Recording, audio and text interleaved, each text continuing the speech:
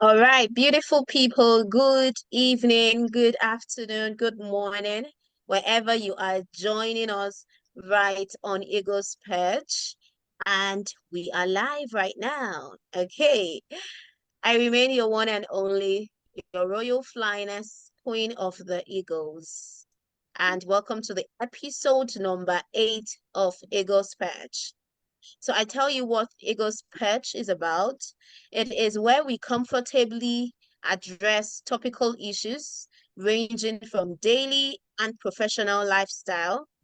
At Eagle's Perch, we bring experts, professionals from diverse fields of life to talk about current happenings, historical happenings, what can benefit you and I on the planet Earth. Okay, that is what we talk about. And I'm your host, gentle as I am, gentle as an eagle rather, your royal flyness, queen of the eagles. And today we have someone fantastic on the program, right? We will get to meet the person in a bit. Before then, I'll say a very big thank you to everyone who has joined us from Nigeria, from wherever you may be. I'm saying a very big thank you to you. And introducing our special sign language interpreter for today in person of Omolola. She is popularly referred to as Joara, right? That's a sign name. And at this juncture, before I introduce my guest, I would be, for the purpose of accessibility for those who are visually impaired or might be finding it difficult to access the visuals on their screen. I will be telling you what you can see, or like in terms of what I'm putting on and my, surrounding. So I'm on a long braid that is up to my, how will I put it now, over my shoulder, and I have a green gown on with some dotted shines on it, right? And I have a spectacle on, dark in complexion, not too dark, right? I like to call myself chocolate in complexion, and I'm behind my laptop, right? So at this point, I will be introducing my guest to you because we are talking something interesting today. You might be wondering what is interesting. I'll tell you what is interesting in just a bit. Are you ready for me? Now, I'll give it to you now. Olajide Funso Benjamin is the founder and executive director of Disability Not a Barrier Initiative. Is an experienced development worker with expertise on disability rights, water and sanitation, that's WASH, good governance, gender rights, research and policy development, amongst others. There's something striking about Olajide Funso. I'll tell you that later, right? He is also a graduate of computer engineering. Is is the state coordinator of Ekiti State Community Forest Watch. Is He has a lot of portfolio actually. At times when I read his portfolio, I'm like, oh, my teeth is breaking. But I tell you one thing about him, why we have him on stage today, is another information. He is the immediate past General Secretary of the Joint National Association of Persons with Disability Ekiti State Chapter after 8 years tenureship. He's also a member of the Ekiti State Steering Committee on Open Government Partnership, having played several, roles. But before that, he'll get to be telling us whatever and all things we need to know. Mr. Olajide Funso Benjamin. He is an exceptional leader who has a physical impairment. So without no further ado, if your hands are not too busy, can you welcome on our perch, episode number 8, Mr. Olajide Funso Benjamin. Yay! It is. Welcome. Thank Welcome, sir, you. to our Perch. It's really nice having you. Thank you Okay. so much. And good evening, Okay. everyone, every listeners at home and every viewers at home. Nice meeting you all. Good evening. I hope the economy is not biting too hard. All right. Good evening, We everyone. hope so. Thank you very much. You're welcome. All right. Thank you to those who are joining us, giving us the virtual clap. We really appreciate you at your end. And so, for the purpose of the visually impaired persons who are joining us, can you describe yourself? Just tell us what you put on, your skin complexion. Yeah. All right. So just like you said, I think I'm also chocolate in color, in complexion. Of course, I am sitting behind a white background where we also have the window blind, black and white window blind. And then I'm putting on a blue shirt with some inscriptions and logo on it. Then I also have very close to me my symbol. So when I say my symbol, I mean my pair of crutches. So I also have it right here Oh, beside me. So I think that's nice. I'm not sure. Maybe yeah. I'm that handsome, but I know that ladies runs after me. You see. So you tell me if I'm All handsome or righty. not. I'll think about it actually, if you're Okay. handsome or not. But before we get so cracky on the show, I would like to let you know that we're joining us for the very first time. Eagles Pet, we talk about everything, and I mean anything. We're not shy to talk about anything. And it is Yeah. segmented into three structure. The first one is where we just get personal with our guest. We talk about Yeah. just few things about him or her. The second Mhm. segment is the feather segment. The feather segment, just like an eagle, we have feather, we have wings rather, the wing segment, apologize. Yeah. The wing segment is where we get, to talk about the stormy, the challenges, what have you done so far? And the last segment is where we then decide if the person truly is an eagle or not. And that is the eagle segment. So all the segments run across 15, 20 minutes. And in between, we also entertain questions for our guest. You can do that in the in the chat box. Put down your questions in the comment section on Facebook and Zoom. We will definitely be glad to receive them and answer appropriately. All right, and to our hearing impaired participant, we have the sign language interpreter who is on the screen signing as well. And the closed captioning is also made available for your purpose as well. So the very first question that I would like to know actually, Mr. Olajide, right, is you talked about your symbol, which is the crutches, right? And physical impairment. Can you just brief us? What has the journey been? Was this how you were, Beth? How has the journey been so far? What happened? All right. Thank you so much. And then good evening once again, listeners and viewers at home. I wasn't born like this. You know, I was already running around like every other kids in the society, running errands for my parents, uh, to the extent that at least I can still remember vividly some of those activities that I did when I was young. Of course, you know that a kid as much as old as 6, 7 years, you still remember a lot of things. So, and of course, I was walking perfectly just like every other kids until one day I felt I took ill, and my parents decided to take me to the clinic, for treatment, just normal fever. And on getting there, they decided to give me an injection. Unfortunately for me, the medical officer there gave me injection on the wrong part of the body, and the rest was history. It led to Hmm. issues around my leg, and my parents started running hectares. And of course, you know that in those days, when such things happen, the next thing will be that, oh, this is a spiritual attack. You know, we have to tackle it spiritually here and there, even though they were also following the path of the medical ones. But of course, the trado medical aspect of it took the center stage. So from one prophet to another, from one herbalist to another, you know, from one hospital to another.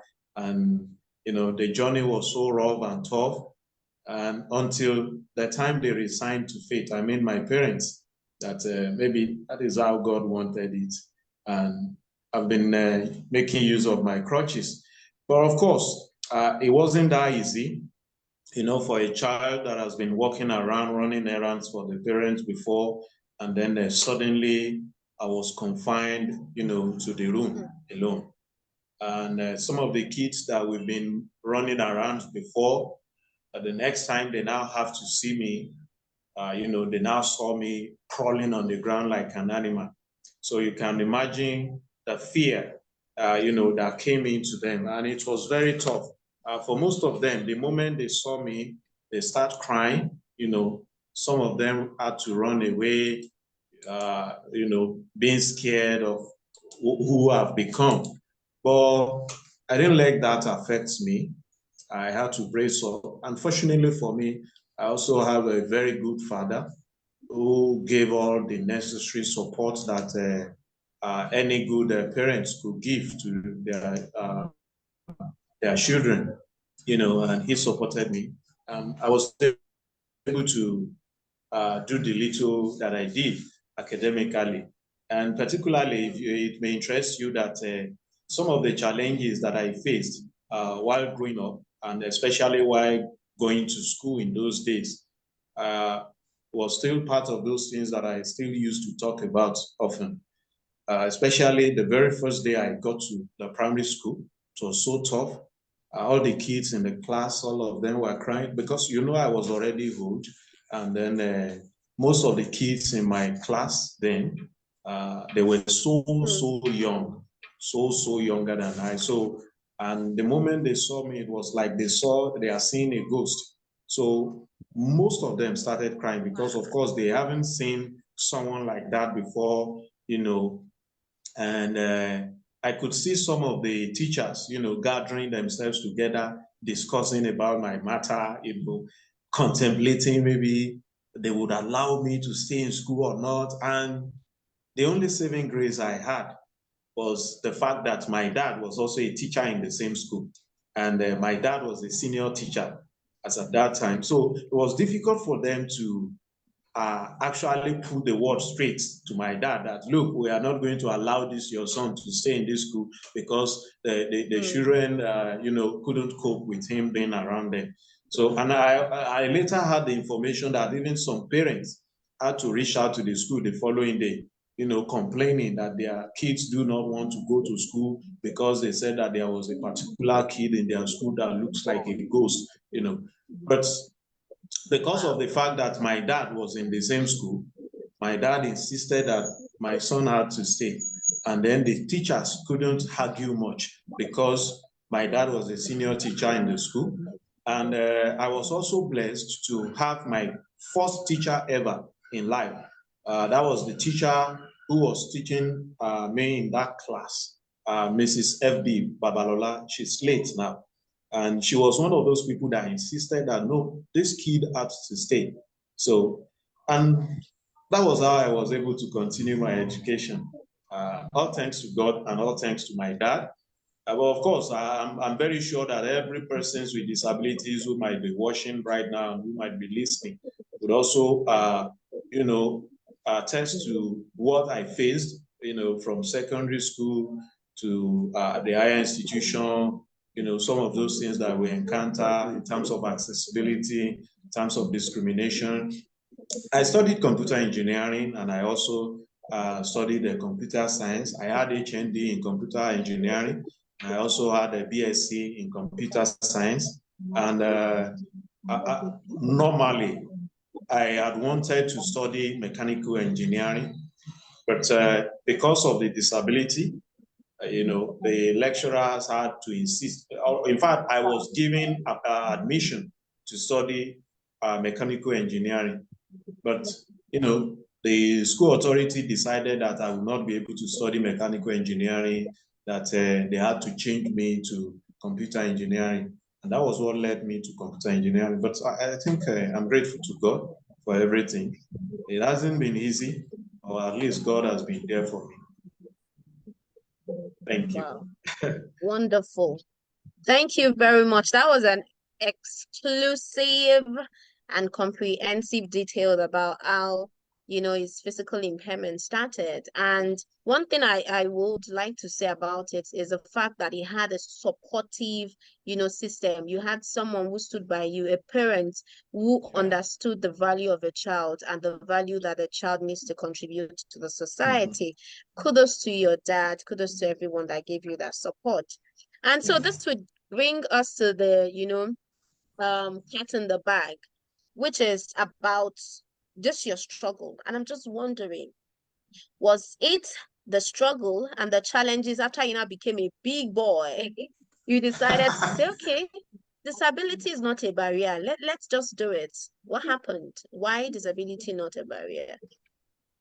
Okay, so of course, I know that you also agree with me that if anyone had gone through all those things that I passed through, and I think it is only fitting because for someone like me, I understand the fact that there are lots of people who do not have that kind of privilege that I had.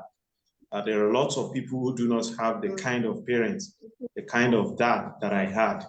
Okay, so for me, I think it is just very important for me to think about those people, and that despite the fact that I had that support system for me, there are people, it was still very difficult, so difficult.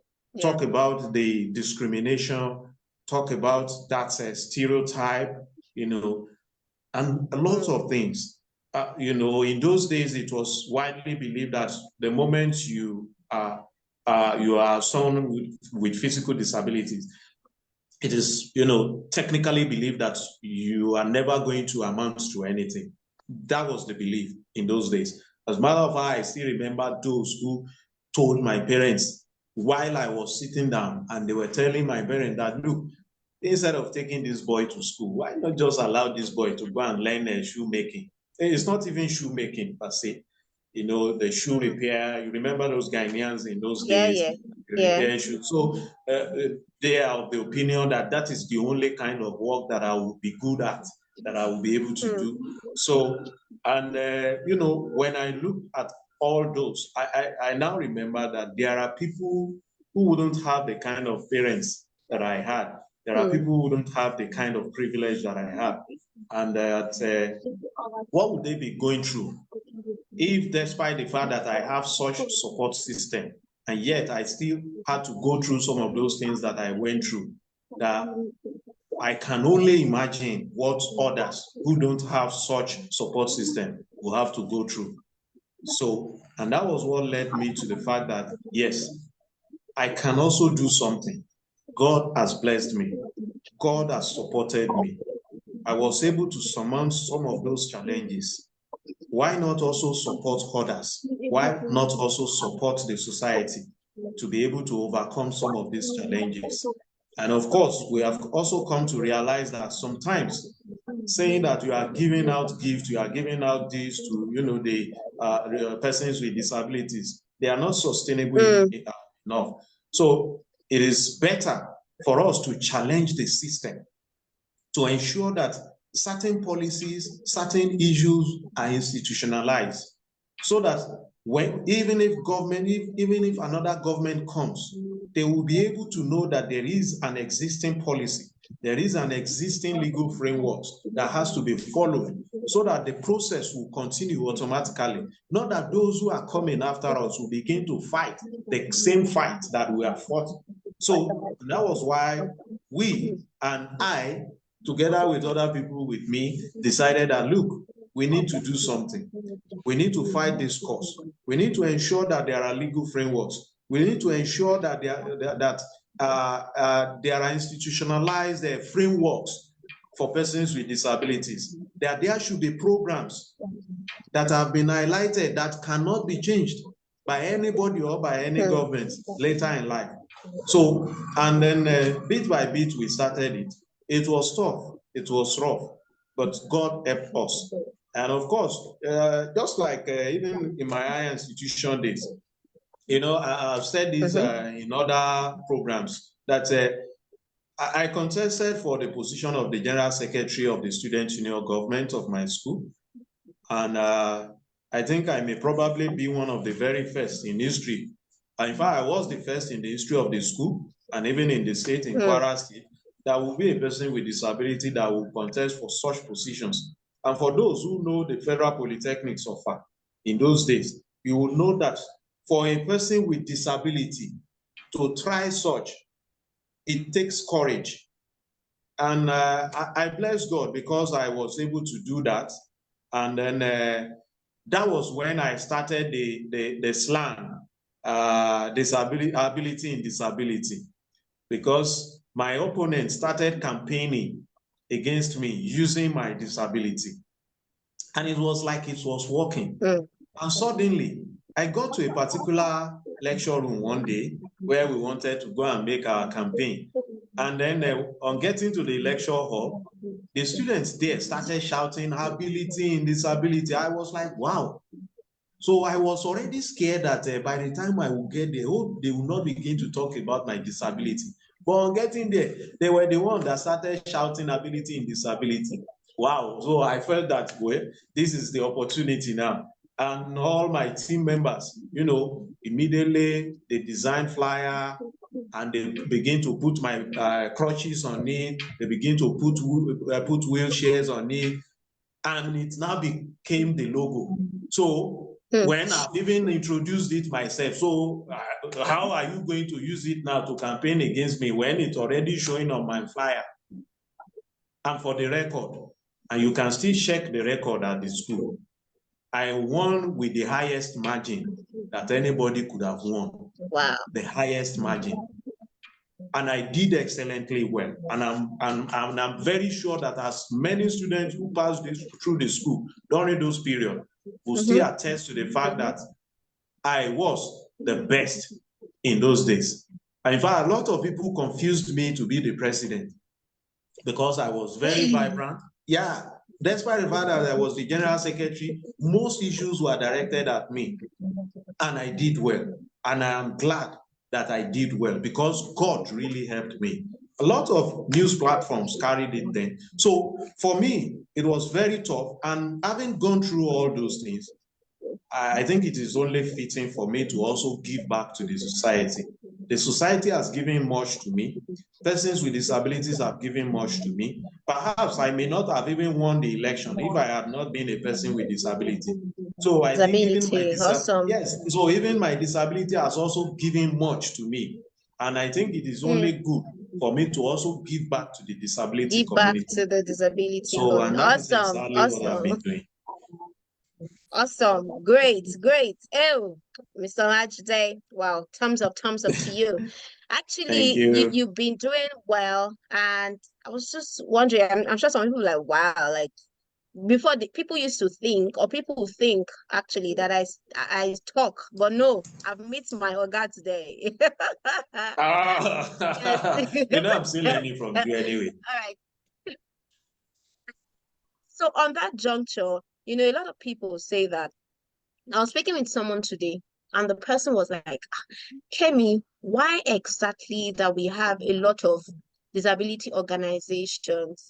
Is it that disability work is now profitable, like they're using it to profit themselves, or they're actually impacting the lives of persons with disability?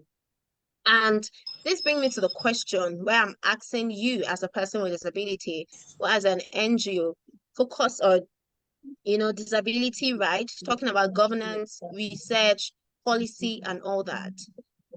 Are you truly impacting the lives of persons with disability? Yes. If yes, like what are the impacts? How do you measure your impact?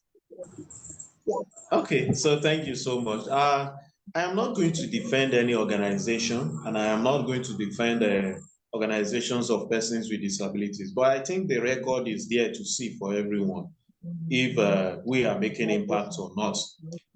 And I am not going to deny the fact that there are organizations who are profiteering in nature, in the sense that some of them, they were not doing it to impact the life of the people positively, but some of them were actually doing it because of the gain that they will make. And then some of these organizations are portfolio organizations. They are organizations on paper. They are organizations in briefcase. So I'm not going to deny that such organizations exist. But you will find it funny that the same set of people who are shouting that some people are, profiting from organizations were also the one registering those organizations secretly and shouting about it. Okay? For instance, we usually talk about political NGOs. There are NGOs owned by politicians that it was only during elections that you will see them coming up. So I am not surprised. However, if you look critically in the last 20, 25 years, would you say that we would have achieved some of those things that we achieve today without organizations, without OPDs? I doubt it. I doubt it. Look at the struggle that led to the emergence of the National Disability Act. Do you think any government anywhere in the world will easily give us that National Disability Act without us asking for it? So the organizations of persons with disabilities have been able to bring people together. Like yesterday now, we still had programs where we brought people together, persons with disabilities and even persons without disabilities, state actors and non-state actors, that we still brought them together to discuss about disability issues. Those things were not there in those days when those organizations were not in place. You will still remember all those struggles, all those protests, all those court cases, all those rallies, all those prayers that took place when we were fighting. In fact, as a matter of fact, I think the National Disability Act were drafted by persons with disabilities through various organizations. Sure. You talk about Centers for Citizens with Disabilities, you talk about the Albino Foundation, you talk about Irede Foundation, you talk about DRAC, you talk about Inclusive Friends Association, so many organizations of persons with disabilities that we came together to fight for this alongside the developmental partners. Yes.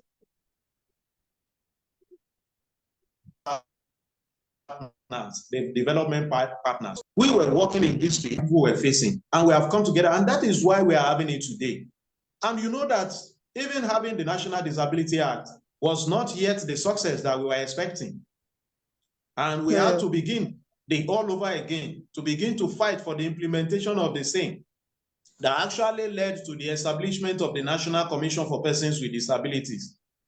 And even the establishment also will also lead to the appointment of the board members, the executive secretary, and how that office will begin to run. And we are still in the process of all of this. Now, so many of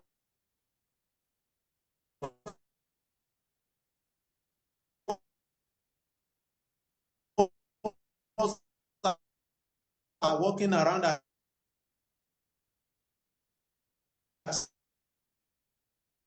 accessibility. So many of us are education, services, social protection policy, and we're all working towards implementing this in Nigeria. Very few states in the National Disability Act. Why? Because organizations of persons with disabilities, especially being supported by several development partners like Disability Rights Fund, they are beginning to put pressure on state governments to ensure that they domesticate the National Disability Act, which they are doing.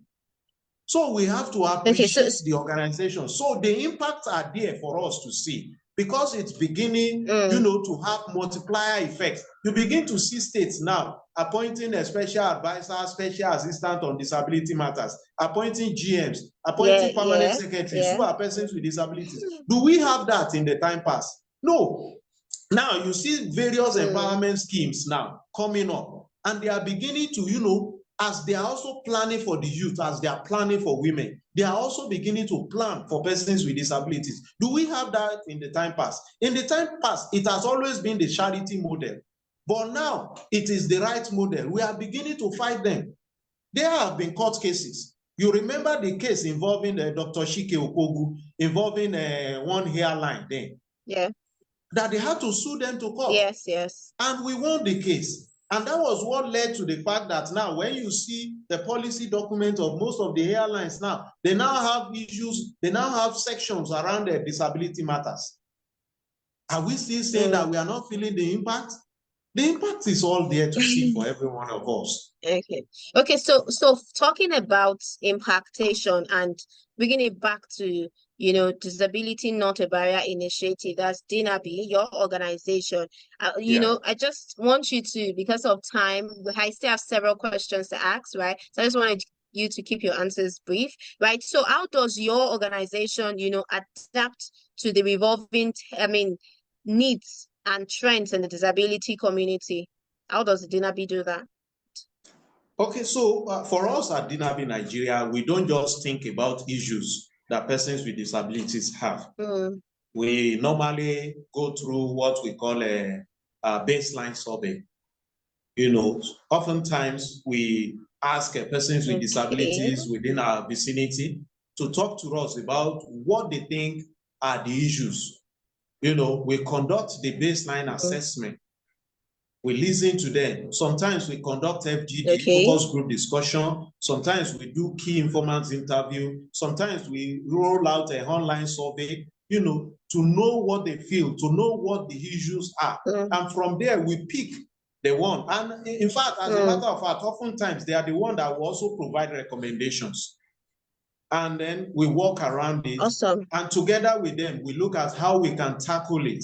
Okay. I remember that about 2 years ago, we worked on a project around inclusive budgeting towards accessibility.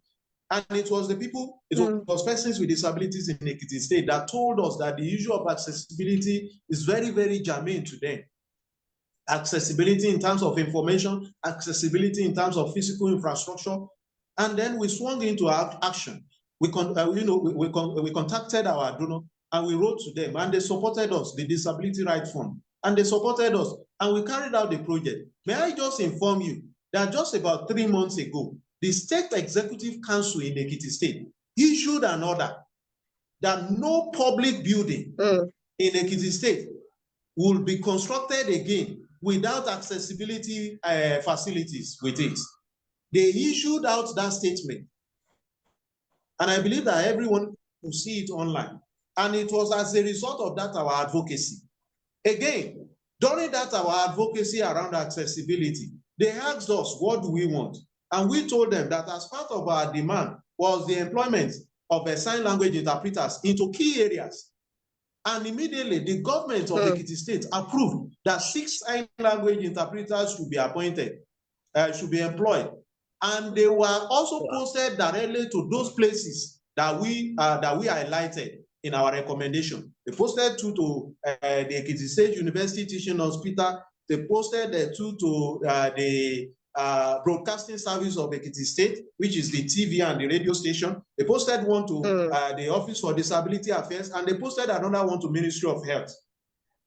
So, which is a plus for us. I think a few months ago also, the Office of the Special Advisor to the Governor on Special Education and Social Inclusion also organized a sign language training to all MDAs, all ministries, departments, and agencies in Ekiti State. And they did that for almost like 6 weeks.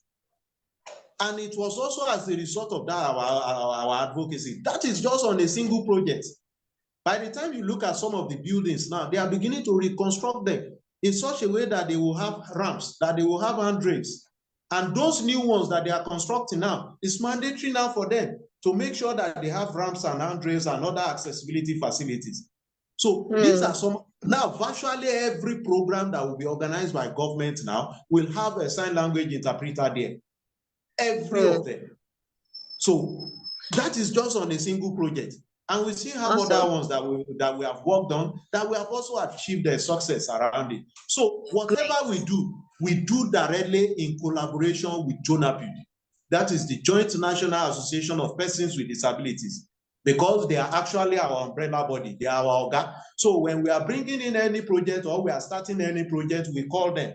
This is the project we are starting, because they have to take ownership of it. Because one day we are not going to be here forever. And they have to be able to continue on that advocacy. And that is why on every of our projects, on every of our advocacy, they have to lead. And they are leading right. And they are leading well. Awesome. Thank you very much. And thank you for the great work you've been doing. However, for those who are just joining us, this is Eagles Perch, episode number 8, and we have an exceptional person on our screen here in person of Mr. Olajide Funso Benjamin. He is the Executive Director of Disability Not a Barrier Initiative, DINABI, where is seated in Ekiti State of Nigeria, and he is also a person with physical impairment. Perhaps you're just wondering, why is he so much into disability? Yes, he's someone who has a physical impairment and is talking through his personal and also professional experience in that, area. Now, talking about further questions, in case you have any question for us, please do not hesitate to drop it in the comment section, or also put it in the chat box if you're joining via Zoom or via the Facebook Live or whatever channel. Or if you're going to be listening as a recorded program, please do well to drop it. It will definitely check through the social media channels and answer the question appropriately. So moving on to the next question, I'm a very big fan of mainstreaming disability. You see, I have had a lot of persons say, why is it that persons with disability only are very, very good? Like, they are very good when it comes to disability matters. What about issues that are not talking about disabilities? I give you, for instance, climate change, sustainable development goals, and things that has to do with not primarily disability, but something that we can infuse inclusion, talking about disability in it. What would you have to say about that? Like, please keep your answers very brief, Olajide. Okay.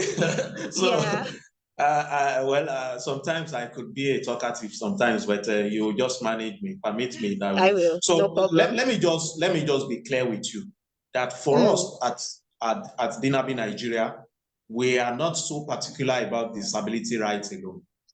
So when you read my profile the other time, you realize that I am a member of the steering committee of the Ekiti State on OGP. Yes, government. Government partnership. And in Ekiti State, that's network for the Society of on Water and Sanitation. So we work around WASH, we work around good governance, we work around the audit process, we work around the open contracting. And yes, at the end of the day, we still find a way and means of mainstreaming disability into it. Of course, you know that disability rights is a cross-cutting issue. So we always mainstream a disability rights into most of the programs. Like when you look at the vest that I'm putting on now, we are working on a project around fact-checking misinformation and disinformation. As you can see, that is not entirely around the disability, right? Disability, yes. Okay, so because it affects everyone. But of course, during the course of implementing this project, we also need to begin to project the angle of disability there, how it affects persons with disabilities. We have to begin to look at disability perspectives. So I've always said this, that it is not true when they say that organizations of persons with disabilities are majorly focusing around it. For instance, now our organization have been working around budgeting as long as I could remember. I think we started in year 2017 and we have been working around the budgeting. That in fact, we are not even focused around the disability, inclusive budgeting around disability alone, but we are working around budgeting generally. Okay, so it's not just about disability rights alone. We have also been working around the election. We have been working around the open contracting. We have worked with PLSI around the audit process. which has very little to do with disability rights. So for us, we are not focusing, and that is one thing I want our people to correct that notion. Because the moment we are beginning to shout disability rights alone, they begin to restrict us. Restrict us in the sense that when you look at most of the states in Nigeria now, when you ask them that, do you have a person with disability as part of your appointees? They tell you that, yes, we have. And by the time you ask them, who, what position, they tell you that the special assistant, the senior special assistant, the special Exactly advisor to my the point. governor on Exactly my disability point. matters. Now, I Yeah. studied computer engineering, and I also have another degree in computer science. So can't I function as maybe special advisor to the governor on Now, ICT? I will cut you short, Mr. Ajide. In that aspect, I Yes. would like to know, do we need to necessarily have a policy that will talk about, oh, persons with disability should not be only kept in, appointment positions that has to do with disability, or do there need to be like an unlearning, relearning from the angle of persons with disability, or where exactly do we need to meet this point? Because, hey, I was reading the article news today and I saw, oh, this person was appointed as the Kebbi state this, and I'm like, a lot Yeah. of things now. Governors are appointing special assistants, disability, president, and I'm like, what? What exactly? Can't we be say, okay, Olajide is the minister of this, Oluwakemi, minister of women affairs, things like that, not Or necessarily information. disability. Exactly. So what exactly, where are we tackling this from? So I think we need to start tackling it from the reorientation of persons with disabilities themselves. We need to understand this. We need to, because sometimes when you listen to our people, the kind of requests that they make to government, you begin to wonder where we are heading to. Okay? So we need to build our own capacity first, that let our people know that we should stop asking for the crumbs that are falling from the tables of the politicians. We should stop that. We should begin to, for instance, we supported the Ondo State Agency for Persons with Disabilities and the JONAPID in Ondo State to come up with needs assessments in Ondo State. And during the course of requesting for this, I could see most of them talking about the appointment that they need a special assistant, special advisor to the governor on disability matters. And I said, come off it. Why would you be asking for something like that? Why can't we ask for cabinet ranking members? Why can't we also request that among those people that will be contesting, can't they also give us a governorship candidate, being a person with disability, or even the deputy governorship candidate? Okay, so, and at the end of the day, we all agreed that, okay, in that needs assessment report, let us put it there, that the kind of appointment that we are expecting from government should be a cabinet ranking member. And a cabinet ranking member will be either special advisor, a confirmed one, or a commissioner. And of course, I'm sure that they are not going to be saying that they are having commissioner on disability matters. So, because we are also professionals in our own field, who told them that you cannot function as a commissioner for information in your state? Exactly. Who told them that I cannot function as a commissioner for science and technology in my own state? For the record, I am on here now. I have been offered a position of a senior special assistant to the governor, and I do not take it because I believe that I deserve more. All right? Awesome. So, and I just believe that our people need to change their orientation first. It is only when we have changed our orientation and that leads us to also change our request that we'll be able to, engage them properly and request for what we really need. And secondly, you have also talked about policy. I think certain policies also need to be looked into. Okay, of course, in the UNCRPD, I know that we have an article that talks about inclusion of persons with disabilities in public issues and engagements, which is also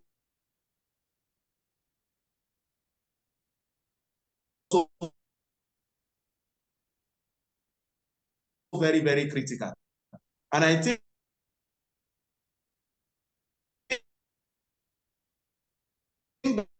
that such sections in the National Disability Act, I know that women were also 5% affirmative action. And it's also requesting for such. Because at the moment now, our people usually for 5% mentioned there is only around 9. So which means that we need to look into that. If we are going to come up with a new policy, or if we are going to look at amending that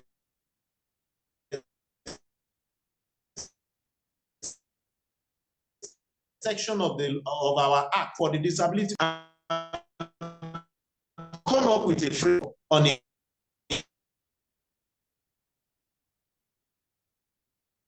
Inclusion, and I will to accept it as one of their own documents. I think so. You have talked about policy, and I think it is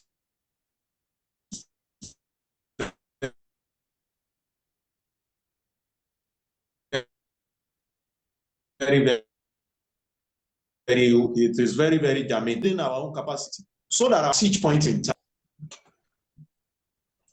Are you there with me? Yes, I am here with you. Okay. Can you hear me? All right, great. So yes, I can. And I'm just wondering, you've done a lot of beautiful things, and our audience are really applauding you. People are speaking fingers. Thank you very much. I see your chat.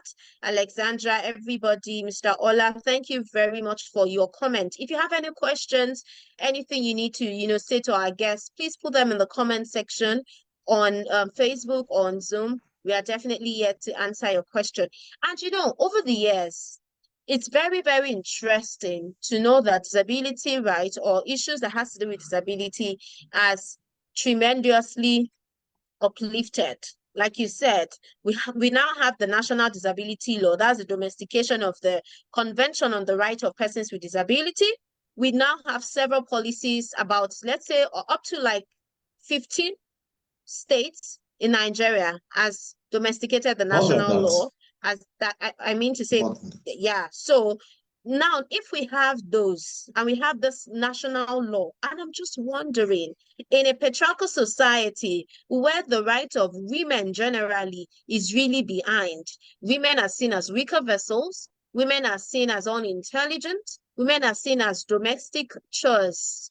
What is your organization doing about the marginalized group? And when I mean marginalized, on Eagles Perch, marginalized group are women and girls with disabilities, children with disabilities, persons with albinism, persons with psychosocial impairment, the deaf-blind persons, the little persons, or the persons we called the dwarf, and several categories whom we literally talk less about. How well do you impute them in your activities? So let me just start with those clusters that have been left behind for so long. So for us at DINABI Nigeria, we have always ensured that those sets of people, especially persons with albinism and other clusters that we may find, because sometimes it's usually difficult to get some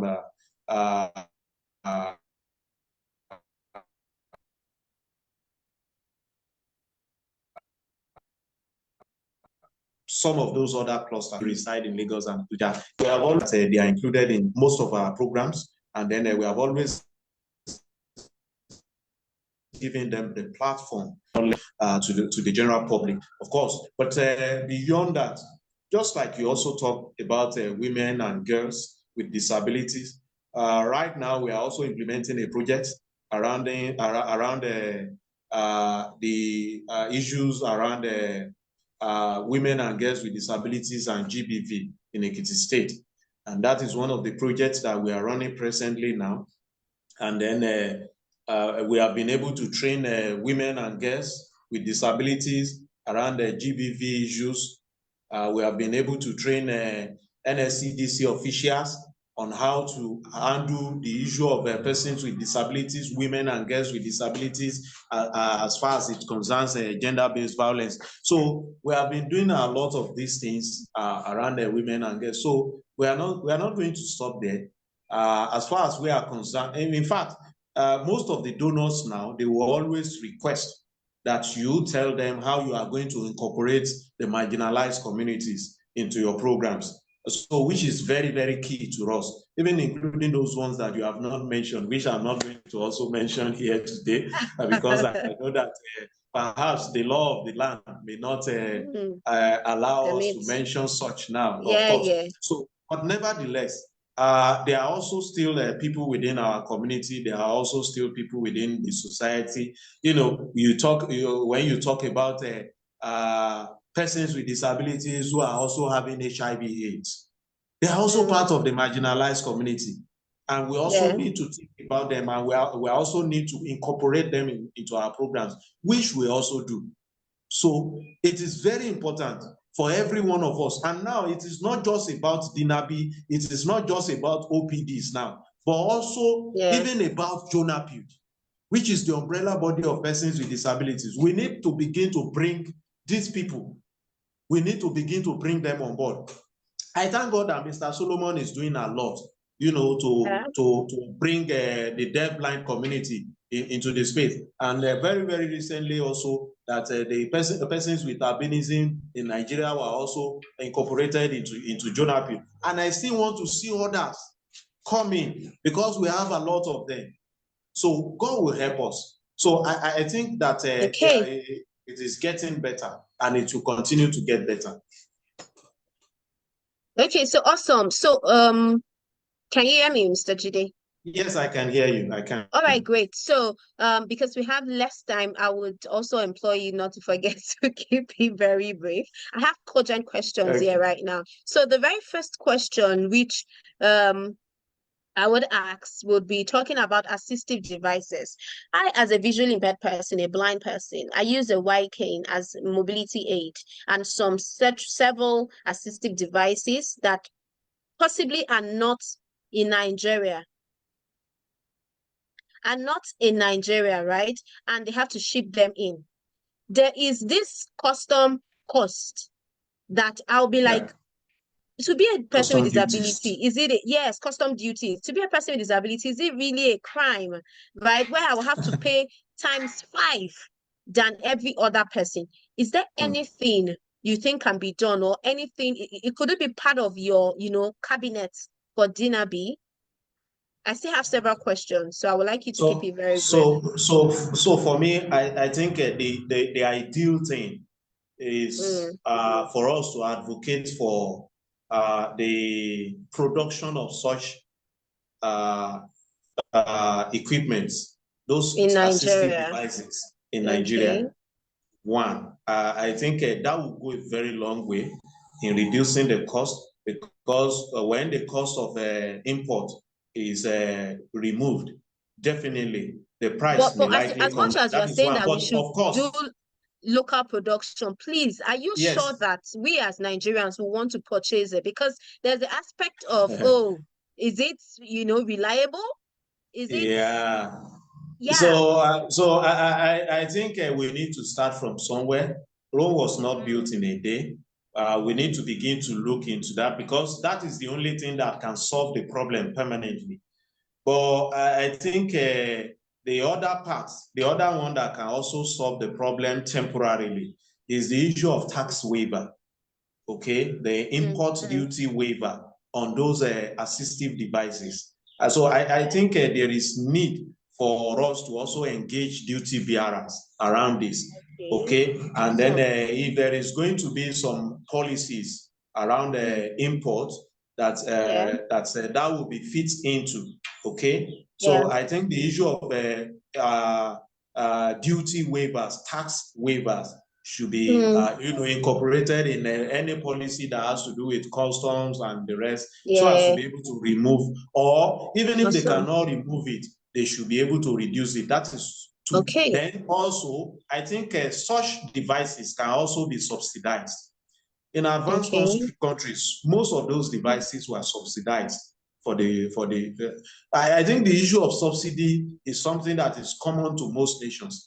And subsidy is also part of social protection policy, even of the social Yeah. protection policy of Nigeria. So I think there is the need for us to review the social protection policy of Nigeria to include the aspect of subsidy on assistive Assistive devices. devices. Okay, Yes. awesome. So talking about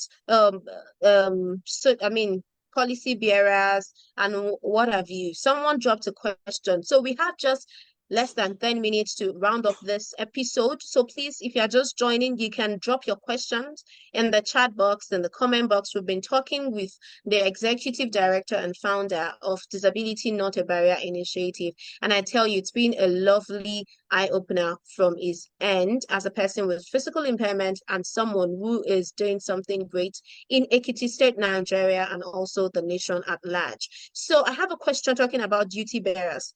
Alexandra said, which is actually true. We've been talking a lot about advocacy activities. What are we doing when it comes to the religious aspect?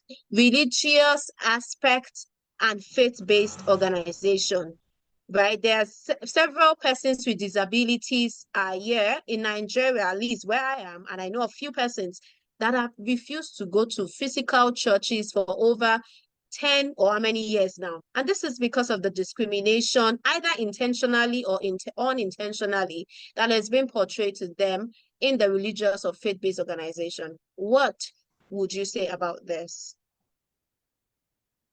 So I think this problem still boils down to the very first issue that you mentioned around some organizations looking at the profiteering aspect of their work, okay? Yeah. Because I've often noticed that most development partners don't work around issues that will have to do with religious bodies. And the moment that those fundings were not coming, most of our OPDs don't like to go there also because there is no money. Okay? So for us, we walk around churches. So I think this last week, Sunday, we visited about 3 churches where we carried out a sensitization. All right. Awesome. And I know that a lot of people would still bear witness with us that we've done that a lot of time, you know, around accessibility, in terms of physical structure, in terms of when you get to the church that I attend now, you will see ramp even leading up to the pulpit. Because I can't be in the same church and then the church is not accessible for persons with disabilities. For what? And you're paying tithes in the church and offerings. I am paying tithes in that same church. And I have been a member in that church now for over 10 years. So why won't they do that? As big as the church is, they have accessibility facilities, including handrails up to the pulpit. So, and I also encourage all our people to do the same. Now, we also need to point our attention to this. When you go to churches on Sunday, you see most of our members coming around, you know, having one inscription on their body, I am deaf, please help me. You begin to see our members hanging around the church gates and asking for hands. We need to also sensitize ourselves. Because the moment we are doing this also, they begin to see us as if we are beggars. Change the mind. And that is why they are not. But of course, truth be told, you begin to see churches now also having sign language interpreters. It means that, yes, I agree that we are not where we want to be yet. But of course, we are not where we used to be. There are churches now that there are online TVs now have sign language interpreters. There are churches now that they now have sections for the deaf community. So, which to me, we are also, but I believe that we strongly need to do more. We really need to do more. And we need to look beyond donor funding to do this, because I think that is where the problem comes from. Our OPDs felt that there is no fund to do it from development partners. And they don't want to take money from their own purse. See, for crying out loud, sometimes we do get little change that remains, and in which most of our donors don't usually take it back from us. They usually ask us that, what do we want to do with it? We can easily talk to them about it, that we see issues around this, that why not allow us to also use those small funding to, you know, to carry out 1 or 2 activities around the religious bodies. Thank you very much. You really said a lot about it. And I've been seeing someone just lowered his hand. Doctor, please, if you still want to speak, can you unmute your mic? Is this possible? Let me know if you want to speak. If not, we'll move on to the next question, which is, yeah, okay, yes. Can you hear me? Yeah. Yes, please. Good evening. Welcome. Yes, I Good can. Can you evening. hear me, please? Yes, Yes, please. we Keep your can. question very Oh, short, please. thank you, Your ma. name and your Yes, question. ma'am. Actually, I am late. I just entered. Yes, I'm late. I just entered our group. It's just a contribution I want to make because Fine. it just mentioned something that just that just struck me now, and is what I'm actually not happy about because I discovered in most churches or religious centers they don't have anything that meets the need of persons with disability. Like you Mm, rightly said, we pay tithe to pay offerings and all that, make contributions, but they don't put us into they don't admit us into their circle of influence. It's only into their mm, circle of needs that they admit us. Last week, they invited me to give a talk somewhere for CSOs and youth advocates, and they invited so many people from Islam, from pastors, from churches, and from Khan. And I told them what they are doing to us is not holy. Persons with disability, because we contribute to the growth of the nation. We may even be holier than them. Why are they discriminating against us by not putting us, considering our needs? Because even if you don't have disability, when you are old, there are some old people that don't go to churches because they are not strong again, because our churches are not easily accessible for persons with awesome. disability. Awesome. Yes. Thank you So very much. We the really churches that appreciate have the ramps are actually not even okay. They don't, Yeah. mm, youth environment, there are some ramps actually not usable. So it's not Mm-hmm. just constructing mm, ramps, there are ramps that are easily accessible, that are sustainable to meet the needs of Mm-hmm. persons with disability. awesome. Thank you very much. Thank you, Dr. That's as we Martins. That's yes, awesome. thank you very much. That's very, very, insightful. So now, two questions before we leave. Thank you to everyone who has joined us from the onset up until now. Eagles Perch is always right on your screen every Saturday by 4 p.m. We go to Instagram, join me at I am _ Radio Eagle, or you go to my Facebook page or Zoom. That is where we stream Eagles Voice every Saturday by 4 p.m. And I see one of my, buddies, Precious, we call admin KK. Thank you very much for joining. And Mr. Dyer, I think all the way from UK. I see you on the screen. Thank you very much. And yeah, talking about UK and the international industry, this is a question I always like to ask my guests. I was in India 2022 and I saw several persons, both from persons with and without disabilities.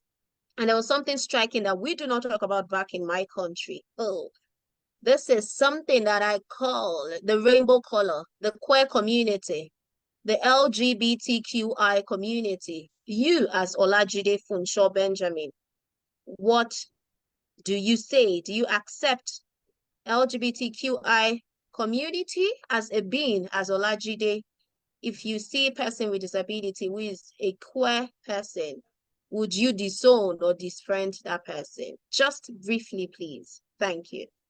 So, on a personal note, I Mm, believe that we are all human. We all have our uh, the Adamic nature that we were created with. So, for me, everyone is equal in the sight of God. I am a religious person, and I am a Christian, and I believe that whoever you are, be you female or male, be you whatever you are, if you are gay or whatever, I believe that we are all equal before God. We are going to be judged the same way. So for me, we are all equal. However, we are registered under the Corporate Affairs Commission as an organization, and the country has a law, and we also have to obey the law of the land. However, as human beings, when we have the need to support one another in one way or the other, irrespective of gender, irrespective of race, irrespective of sexuality, we need to support one another. to be able to make it in life, to be able to be successful in life, and to be able to make positive impact. As far as it's going to give back positive impacts to the society, I'm up for it. Awesome.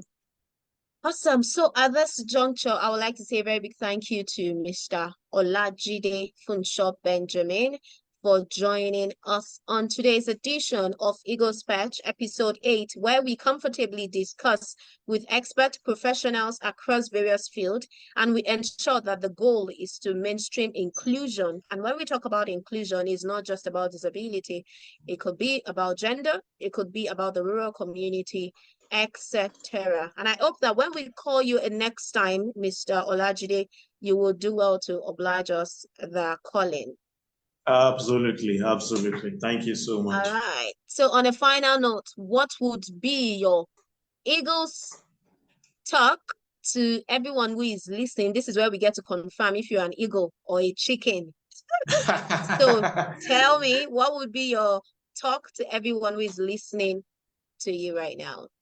Okay, so let me just say that make sure you watch the next episode of the Eagles Perch, okay? And then ensure that in life, soar higher like the eagles. Never look down on yourself. Stop, stooping so low to, the lowly lives. Always aspire to be great. Look at the sky. Never look down. For me, I've never looked down on myself. I always aim for the best. Just like the eagles. The eagles will always, fly higher, soar higher, and where there are winds, that is where eagles get joy, because that is when it will begin to soar. So when there are challenges, even especially for persons with disabilities, we are always going to have challenges. Always be rest assured that every time you see challenges, then it means that success is on its way. You are never going to pass without examination. So it is only when you go through examination that you have certificates. So any certificate that you acquire without examination is fake. So always rejoice when you have challenges, because that is when your success is very, very near. There is always awesome. Thank you so much.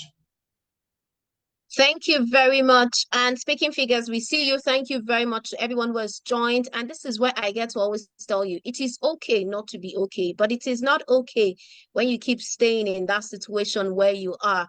Rather, fight to get the best, just like what Mr. Olajide has done. He has fought right from his childhood and he's still fighting.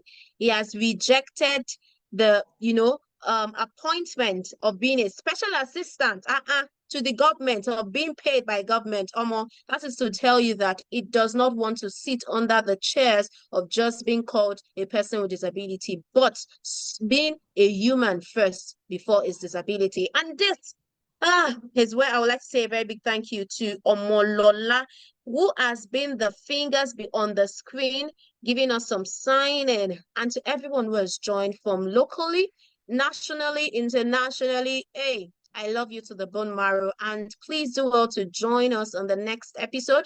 Mrs. Fijabi Folashade, thank you. I see you. God bless you. Thank you to everyone who has joined, who have not mentioned their name.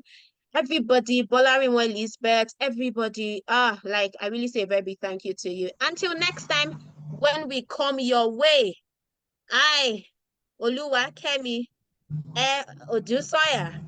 This is where I get to say adios. And Mr. Olajide has really been an eagle. Yes, he is an eagle on today's edition of the show. So, next time, Eagles Perch will come to your station, 4 p.m. Mr. Dial. Social media handle on Facebook, on Instagram. This is where you get to catch me. All right, till next time. Adios.